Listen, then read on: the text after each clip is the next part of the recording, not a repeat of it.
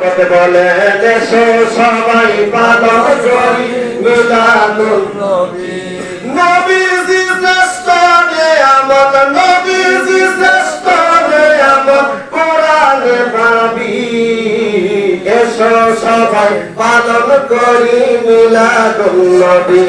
বলে এসো সবাই পালন করি মিলাদুন নবী। মিলাদুন নবী পালন করা আল্লাহর হুকুম মান্য করা। মিলাদুন নবী পালন করা আল্লাহর হুকুম পালন করা। খাসায় রাসূল কুবরাইলেছেন, খাসায় রাসূল কুবরাইলেছেন জালাল সুয়ুতি। এসো সবাই পালন করি মিলাদুন নবী। বলেন এসো সবাই পালন করি মিলাদুন নবী। আবু লাহাব কাফের হইয়া মিলাদুন নবীর খুশি হইয়া। আবু লাহাব কাফের হইয়া মিলাদুন নবীর খুশি হইয়া। কবরেতে পাইছে শান্তি, কবরেতে পাইছে শান্তি হাদিস বুখারী। এসো সবাই পালন করি মিলাদুন নবী। বলেন এসো সবাই পালন করি মিলাদুন নবী। এই মিলাদুন নবী নবীজির চাচা আবু লাহাব নবী যখন দুনিয়ার জমিনের ভিতরে আগমন করেন, ওনার বাড়ির দাসী সুহাইবা রাদিয়াল্লাহু তাআলা খবরটা নিয়ে গেছে আবু লাহাবের কাছে। ঘটনা অনেক লম্বা, আমি সংক্ষিপ্ত করে বলি। এখন তো মোবাইলের যুগ। আজ থেকে নিয়ে 20-30 বছর 50 বছর আগে কোন সন্তান জন্মগ্রহণ করলে এই খবর যদি বিয়ে বাড়ি পাঠানোর জন্য যাইতো, তাহলে যেই লোক খবর নিয়ে যাইতো তাকে খালি হাতে দেওয়া যাইতো। হয়তো একটা লুঙ্গি, একটা কাপড়, একটা গামছা, কোনো কিছু উপহার তাকে দেওয়া লাগতো। যখন এই খবরটা নিয়ে আবু লাহাবের কাছে দিলেন, তখন আবু লাহাব চোখের পানি ছেড়ে দিল। হা, আমার ভাই আব্দুল্লাহ আজকে যদি দুনিয়ার জমিনে থাকতো সবচাইতে বেশি উনি খুশি হইতেন। কিন্তু ওনার ঘরে সন্তান আসছে, উনি তো দুনিয়ায় নাই। ছয়বার এই খবরটা আমাকে দিলে আমি তোমাকে এই মুহূর্তে কি দিব? আমার কাছে যাওয়ার কোনো কিছুই নাই। তুমি ছিলে আমার বাড়ির কেনা গোলাম, আমার বাড়ির একটা দাসী। যাও, আজকের থেকে তোমার আমি খালাস করে দিলাম। সুবহানাল্লাহ। হযরত আব্বাস রাদিয়াল্লাহু তাআলা এই হাদিস বর্ণনা করেন, এই আবু লাহাব ইন্তেকাল করেন যখন উনি দুনিয়া থেকে বিদায় হয়ে যায়। স্বপ্নে যখন ওনার সাথে সাক্ষাৎ হলো, জিজ্ঞাসা করা হলো আপনার কবরের কি হালত? বলল আমার কবরের হালত ভালো না, আমি খুব আযাবে আছি। কিন্তু আল্লাহ তাআলার নবী যখন দুনিয়ার জমিনের ভিতরে জন্মগ্রহণ করছেন, এই দুনিয়ায় আগমন করছেন, নবীর আগমনে আমি খুশি হয়েছিলাম। সুবহানাল্লাহ।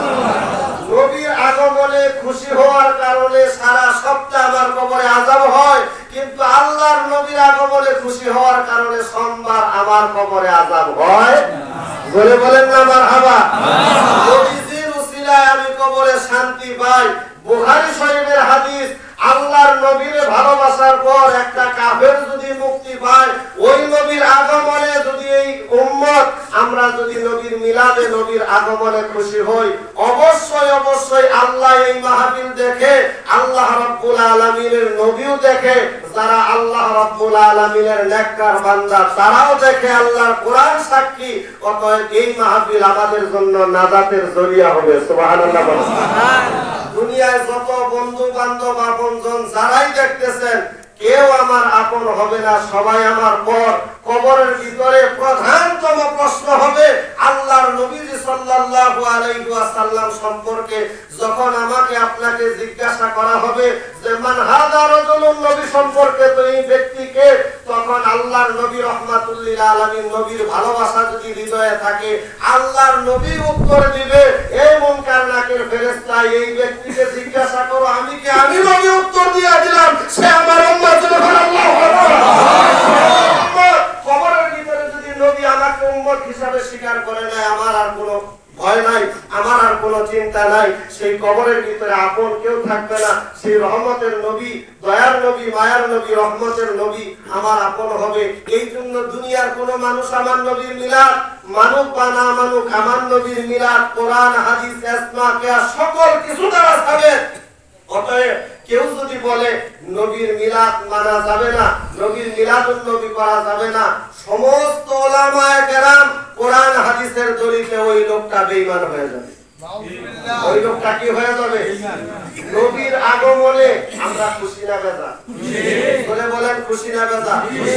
আল বিদায়া ওয়ান নিহায়া এর ভিতরে আসছে আল্লাহ তাআলা আমাদের একটা শত্রু আছে, আছে না নাই? ইবলিস। ইবলিস আমাদের শত্রু না বন্ধু? তার জীবনে 4 দিন কাঁদিয়েছেন। কয় দিন? আরে কোন আছে 3 দিন কাঁদিয়েছেন। প্রধান যখন উনি আল্লাহর লানত প্রাপ্ত হয় ওই দিন উনি কাঁদিয়েছেন।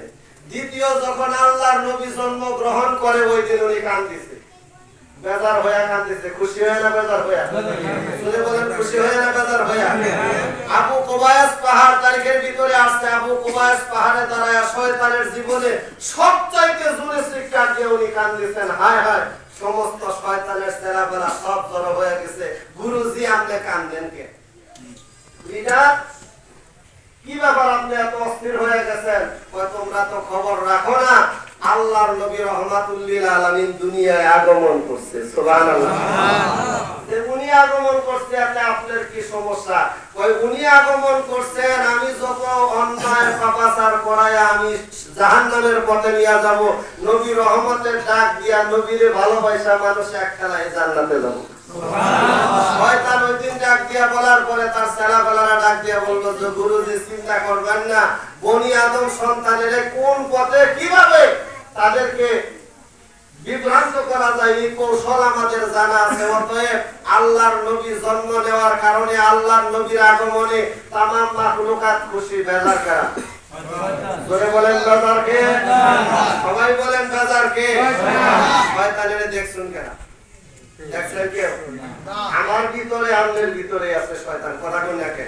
অতএব যারা আল্লাহর নবীর মিলাদ, আল্লাহর নবীর ঈদে মিলাদুন নবী মানে না, বুঝতে হবে ও বেজার। বুঝতে হবে কি বেজার কেনা? বেজার কেনা? সরাসরি আপনারা এই দলিল পাওয়া গেলেন। 3 নাম্বার কাম দিলেন যখন আলহামদুলিল্লাহ সূরা নাযিল হয়। সুবহানাল্লাহ।